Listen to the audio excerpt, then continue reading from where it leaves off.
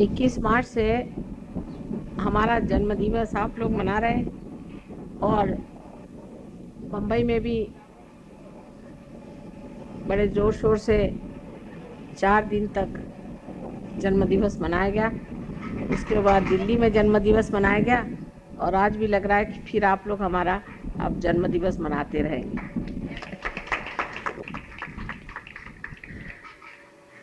इस कदर सुंदर सजाया हुआ है इस मंडप को फूलों से और विविध रंगों से। सारी शोभा इतनी बढ़ाई हुई है कि शब्द रुक जाते हैं कलाकारों को देख करके।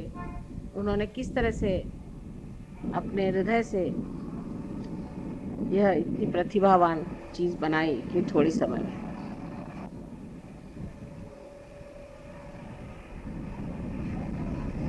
आज विशेष स्वरूप ऐसा है कि अधिकतर इन दिनों में जबकि ईस्टर होता है, मैं लंदन में रहती हूँ और हर ईस्टर की पूजा लंदन में ही होती है। तो उन लोगों ने ये खबर की कि माँ कोई बात नहीं, आप कहीं भी रहें, जहाँ भी आपकी पूजा होगी वहाँ हमको याद कर लीजिएगा और हम लोग यहाँ ईस्टर की पूजा करेंगे उस दिन।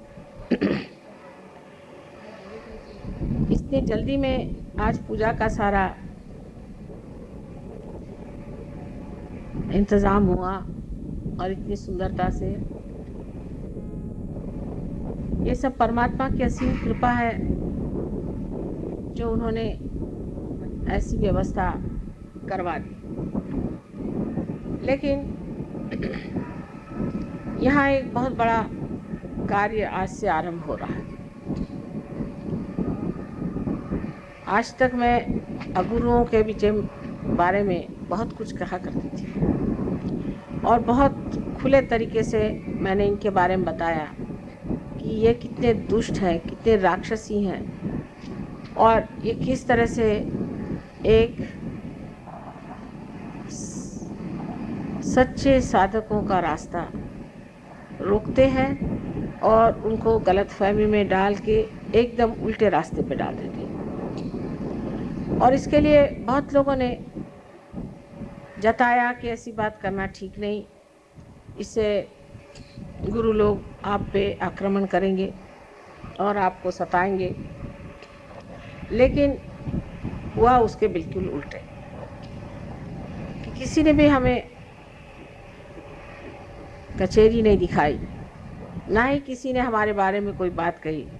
एक एक करके हर एक दुष्ट सामने आ गया और दुनिया ने जाना कि जो कुछ भी हमने इनके बारे में कहा था वो बिल्कुल सत्य है।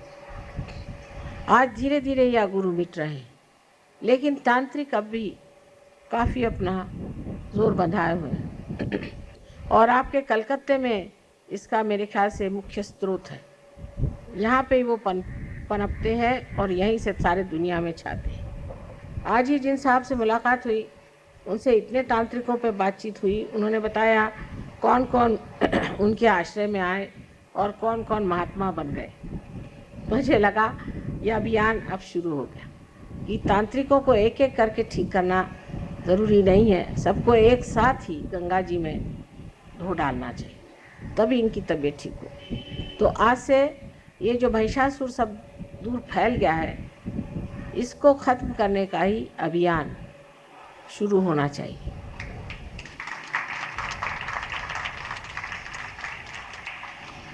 ये एक बड़ी भारी आत्मिक क्रांति है जिससे सारे संसार का कल्याण होने वाला है। सारा संसार इस क्रांति से पुनीत हो जाएगा और आनंद के सागर में परमात्मा के साम्राज्य में रहेगा। लेकिन उसके लिए सबको धीरज से कुछ न कुछ त्याग करना चाहिए और उसके लिए सबसे बड़ी चीज़ ये है कि हिम्मत रखनी चाहिए। हिम्मत से अगर काम लिया जाए तो कोई वो दिन दूर नहीं जब हमारा सारा संसार सुख से भरा हो जाए। किंतु उसमें सबसे बड़ी अड़चन आती है हमें जबकि सहयोगी गहनता में उतरते नहीं। सहयोगियों को चाहिए कि वो बहुत गहन उतरे। हर सहयोगी के लिए ये एक बड़ी जिम्मेदारी है कि उन्हें इस क्रांति में ऐसा कार्य करना चाहिए जो एक विशेष रूप धारण किए हो। अभी तक जो भी सहयोगी मैं देखती हूँ उनमें यही बात होती है कि अभी हमारी ये पकड़ आ रही माँ, अभी हमारे ये चक्र पकड़ रहे हैं, हमारे ये हो रहा है, अभी हमारे अंदर ये दोष है, ऐसा है वैसा है। लेकिन जब आप देना शुरू करें, जब आप दूसरों को देना शुरू करेंगे, जब दूसरों का उद्धार करना शुरू करेंगे, तो अपने आप ये सब चीज़ें धीरे धीरे कम होती जाए। चित्त आपका इधर ही रहना चाहिए कि हमने कितनों को दिया, कितनों को हमने पार कराया, कितनों को हमने सहयोग में लाया है। जब तक हम इसको बहुत ज़ोर से नहीं कर सकते तब तक सहयोग का कार्य आगे नहीं बढ़ पाए, और ये बढ़ाना अत्यंत आवश्यक है। उसके लिए और भी बहुत सी बातें करनी चाहिए जो कि हम लोग सोच रहे हैं कि 1 साल के अंदर घटित हो जाएगी। उसमें से एक बात ऐसे सोच रहे हैं कि एक इस तरह का कोई आश्रम बना लेंगे जहाँ पर कि सहयोगी अलग अलग जगह से आके रहेंगे और उनको सहयोग के मार्ग की पूर्णतः उनको परिचित किया जाएगा। इतना ही नहीं, लेकिन उनकी जो कुंडलिनी है उसकी जागृति भी पूर्णतया हो जाएगी और वो एक बड़े भारी महान योगी के रूप में सारे संसार में कार्यान्वित होंगे। इसकी व्यवस्था सोच रहे हैं और मेरे विचार से साल भर के अंदर कोई ना कोई भी ऐसी चीज़ बन जाएगी जहाँ पर आप लोग कम से कम 1 महीना आके रह सकते हैं और वहाँ रह कर के आप इस सहयोग में पारंगत हो जाएं और एक निष्णात प्रवीण सहयोगी बन के सारे संसार में आप कार्य कर सकते हैं। पर सबसे बड़ी बात यह है कि जो हमारे अंदर एक तरह का अपने प्रति एक अविश्वास सा है, जो डिफिडेंस है, उससे हमें बाज आना चाहिए।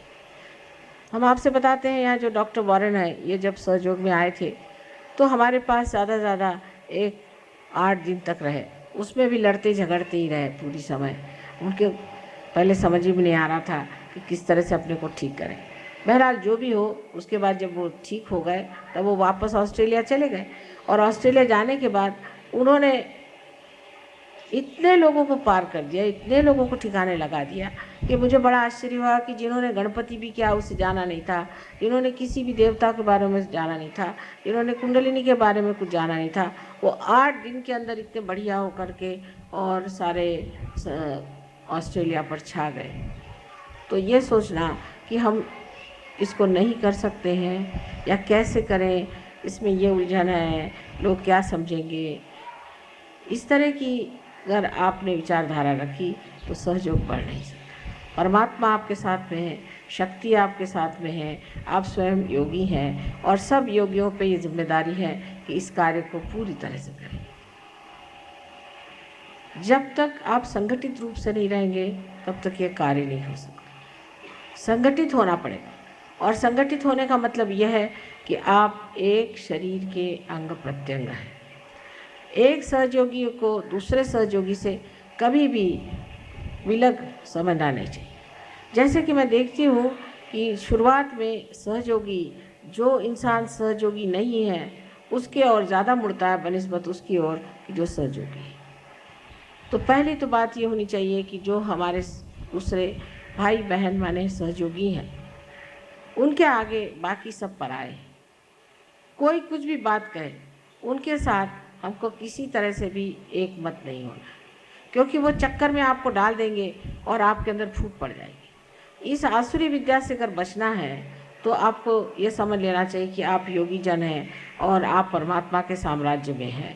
हर आसुरी विद्या का एक एक एजेंट है, समझ लीजिए, वो आपको खींचना चाहता है कि आप इस विद्या से हट जाएं और उनकी विद्या में आ जाएं। और उनकी चालाकियाँ इतनी सुंदर हैं कि आपकी समझ में नहीं आएगी। इसलिए पहली चीज़ एक है नियम कि हम सहयोगियों के विरोध में जाए और कोई ग्रुप हम नहीं बनाए। अगर कहीं ग्रुप जरा सा भी बनने लग जाता है सहयोग का तो उसको मैं तोड़ देती, और ऐसा तोड़ा है। अब जैसे ग्रुप बन गए, दिल्ली वाले हो गए, फिर दिल्ली में कोई हो गए, तो जैसे करोल बाग के हो गए, तो कोई कहीं के हो गए, बम्बई वाले हो गए, तो बम्बई वाले उनमें भी अब ये कोई नागपाड़ा के हो गए, तो कोई दादर के हो गए, तो कोई कहाँ के हो गए। अब करते करते फिर आप ऐसी छोटी जगह में पहुंच जाएंगे जहाँ सिर्फ आप अकेले बैठे रहेंगे और आप कहेंगे कि सहयोगी कहाँ गायब हो।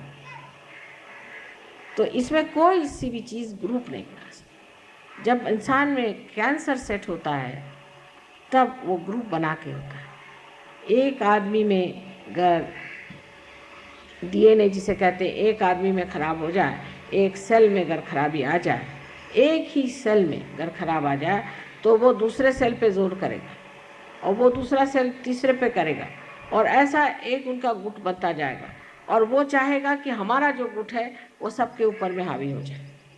जब वो सब पे हावी होने लग जाता है, जैसे कि समझ लीजिए कि आपके नाक के ही सेल्स हैं वो अगर बढ़ने लग गए, तो उन्होंने एक गुट बना लिया और एक बड़ा सा यहाँ पर लंप सा हो गया, और उसने जा कर के आक्रमण किया आपके आँख के ऊपर में, आँख को ढक लिया, फिर वहाँ से गए कान को ढक लिया। इस तरह से कैंसर जो होता है वो अपनी अपेक्षा दूसरों को नीचे समझता है और एक ग्रुप बना करके उनको, जो दूसरे लोग हैं जो कि सहयोगी हैं, उनको दबाता है। ऐसी बीमारी सहयोग में अगर फैल जाए तो उसका ठिकाना मैं खूब लगाती हूँ। चाहे मैं कहीं भी रहूँ, चाहे मैं लंदन में रहूँ, चाहे मैं अमेरिका में रहूँ, चाहे कहीं रहूँ, उसका ठिकाना अपने आप हो जाए। इसलिए किसी को भी कोई ग्रुपबाजी नहीं करनी चाहिए। किसी को भी ये नहीं सोचना चाहिए कि हम एक ग्रुप के हैं। अगर 10 आदमी एक साथ रहते हैं और बार बार एक ही साथ 10 आदमी रहते हैं, तो समझ लेना चाहिए कि ग्रुप बन रहा है। सहयोगियों को कभी भी एक साथ 10 आदमी हर समय नहीं रहना चाहिए। जब आज इनके साथ बैठे तो कल उनके साथ, कल उनके साथ तो उनके साथ। जैसे कि हमारे अंदर जो रक्त के छोटे छोटे पेशियाँ हैं जिनको हम सेल्स कहते हैं, वो अगर समझ लीजिए एक जगह बैठ गए और 10 सेल ने सोचा कि हम यहीं बैठ जाएं, तो उस आदमी की मृत्यु हो जाएगी, सहयोग की मृत्यु हो जाएगी। इसलिए हम 10 आदमी एक साथ, क्योंकि हम एक ग्रुप के हैं, ये एक ग्रुप के हैं, वो एक ग्रुप के हैं। रक्ताभिसरण जिसे कहते हैं कि ब्लड का जो सर्कुलेशन है वो हमारे अंदर ऐसे खुलेआम से होना चाहिए। तो कोई सा भी ग्रुप नहीं बनना चाहिए। जहाँ ग्रुप आपने देखा बन रहा है, उस ग्रुप को छोड़ के दूसरे ग्रुप पे चले गए, उस ग्रुप को तोड़िए, उससे कहना चलो इस ग्रुप के साथ आ जाओ, फिर वो उसके साथ आ जाए। इस तरह से जब तक आप नहीं करेंगे तब तक आपकी कलेक्टिविटी में नेगेटिविटी बनती जाएगी। जैसे कि मैं कहती हूँ कि आपने अगर मथन करके और मक्खन निकाला, मक्खन के कण चारों तरफ हैं, उसमें एक बड़ा सा मक्खन का ढेला डालना पड़ता है, फिर उसके आसपास सारे जो हैं कण उसको जुटते जाते हैं। पर 4, 5, 6 कण मिलकर के अलग से अगर बैठ जाए तो जिसने मथा है वो कहता है जाने दीजिए, बेकार, ये तो मक्खन बेकार ही है, छोड़ दीजिए, जो बड़ा है उसको उठा लीजिए। तो सबको मिल मिल करके एक बड़ा सा मक्खन का जैसा स्वरूप है, इसी तरह से आपको भी एक बड़ा सा ग्रुप बनना चाहिए। करते करते फिर एक बड़े सागर में विलीन हो जाना चाहिए। तो एक बूंद को अगर आपको सागर में विलीन करना है तो आप 4-5 बूंद बना के सिर्फ बबूले बनाइएगा। जो भी इस तरह से कार्य करता है बबूला बना लेता है, और वो बबूले आप जानते हैं कि 2 मिनट के लिए आते हैं और नष्ट हो जाते हैं, अपने आप ही प्रकृति से ही होते हैं, उसको कोई करने की ज़रूरत नहीं। इसलिए कोई सा भी ग्रुप आपको बनाना नहीं, सबके साथ एक जैसा मिलना जुलना, सबको एक साथ जाना, सबसे एक साथ प्रेम रखना और सबको एक साथ समझने की कोशिश करना चाहिए। एक दूसरों को किसी भी तरह से आपको क्रिटिसाइज़ कभी नहीं करना चाहिए। आप आपस में भाई बहन नहीं हैं, लेकिन आप मेरे शरीर के अंग प्रत्यंग हैं। अगर समझ लीजिए मेरी एक उंगली ने दूसरी उंगली को क्रिटिसाइज़ कर दिया तो क्या फ़ायदा होगा, इससे तो नुकसान ही होने वाला। इसलिए ठीक यही है कि मनुष्य को, क्या हो गया, बैठ तो जाइए। इसलिए बहुत उचित यही बात है कि हम लोगों को ये सोचना चाहिए कि अब हम मनुष्य नहीं, हम अति मानव हैं, और अति मानव की जो स्थिति है उसमें हमें सब दूर घूम फिर करके और अपना चित्त परमात्मा की ओर रखना चाहिए। ये बड़ी भारी एक कठिनाई आ जाती है सहयोग में शुरुआत में, जबकि कलेक्टिविटी आदमी पता नहीं क्यों तोड़ देता है। ये भी एक आसुरी विद्या है जहाँ कलेक्टिविटी टूट जाती है। अब जैसे हम कहें कि बम्बई में ये काम कम है, पर दिल्ली में अब भी नहीं, और कलकत्ते का मुझे अभी मालूम नहीं हाल, लेकिन मैं यही कहूँगी कि ये बीमारियाँ फैलने मत दीजिए। आप लोग सब मेरे बेटे हैं और मेरी बेटियाँ हैं। आपस में कोई सा भी आप में अगर कोई मतभेद हो जाए तो उसमें कोई ऐसी बात नहीं है, लेकिन ये कि आपस में आप ग्रुपबाजी मत करें। फिर एक ग्रुप बन गया, फिर वो ग्रुप वाले कहेंगे साहब हमारे आदमी को आप सामने करें, वो कहेगा हमारे आदमी को सामने करें, और उसका फिर असर क्या आएगा आप देखते हैं कि ऐसे लोग सहयोग से परान्मुख हो जाते हैं, हट जाते हैं, उनका स्थान खत्म हो जाता है। जैसे गुरुओं को ख़त्म किया है वैसे ही इस तरह के लोगों को भी ख़त्म किया जाता है। सो मैं नहीं करूं तो आपकी प्रकृति ही करे। इसलिए आपको खास करके मुझे कहना है कि कृपया आप लोग अपनी ओर चित्त दें और दूसरों की ओर प्रेम भी, दूसरों को प्रेम दीजिए और अपनी ओर चित्त दें, अपनी ओर देखें और अपनी ओर देख के आप ये कहिए कि हम कैसे, क्या हम ठीक है, क्या हमारे चक्र ठीक है, क्या हम में कोई दोष है, या अगर आप सोचते हैं कोई समझता है तो उससे जाके पूछिए कि भाई कोई चक्र पकड़ रहा तो बता दीजिए, हमारी समझ में नहीं आ रहा। जिस दिन आप इस चीज़ को अपना लेंगे कि हम माँ के अंग प्रत्यंग में बैठे हैं, आप समझ जाएंगे कि आपका कितना महत्व है।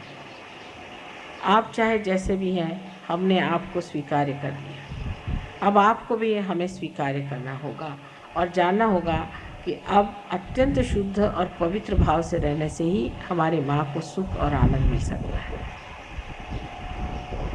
आज की एक विशेष तिथि है, जिस तिथि पर ये नया अभियान शुरू हो रहा है कि सारे दुनिया के जितने भी तांत्रिक हैं उनके पीछे मैं अब लगने वाली हूँ, और मैं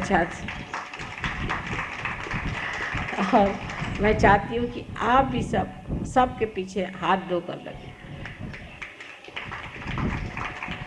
और जहाँ भी कोई तांत्रिक दिखाई दे तो उसके पास जाने वाले लोगों के लिए कुछ आप चाहें तो उसके लिए हैंडबिल्स वगैरह छपा के वहाँ भेज दीजिए कि ये आप तांत्रिक है और तांत्रिक से भागते रहिए। अगर जो आदमी तांत्रिक के पास जाता है उसके घर में अगर तांत्रिक आ जाए तो 7 पुश्त तक वो पनप नहीं सकते, उसके बच्चे नहीं पनप सकते, 7 पुश्त तक उसके यहाँ हालत ख़राब है, बड़े बड़े नुकसान हो जाएंगे, उसके घर जल जाएगा और हो सकता है उसकी बीवी कहीं आत्महत्या कर ले, उसमें उसके घर में हमेशा तकलीफ़ें, दुख और परेशानी है। इसलिए ये जो अभियान है इसका आज का दिन भी ऐसा है कि जिसे सब लोग मजाक में अप्रैल फूल का दिन कहते हैं, तो इनको बेवकूफ़ बना बना के ही पटका जाएगा, इनको बेवकूफ़ बना के और पटका जाएगा, क्योंकि ये अपने को बहुत अक्लमंद समझते हैं। तो इनकी जो बेवकूफ़ियाँ हैं उनका पूर्णतया उद्घाटन करना आप लोगों का कार्य है। आप सबके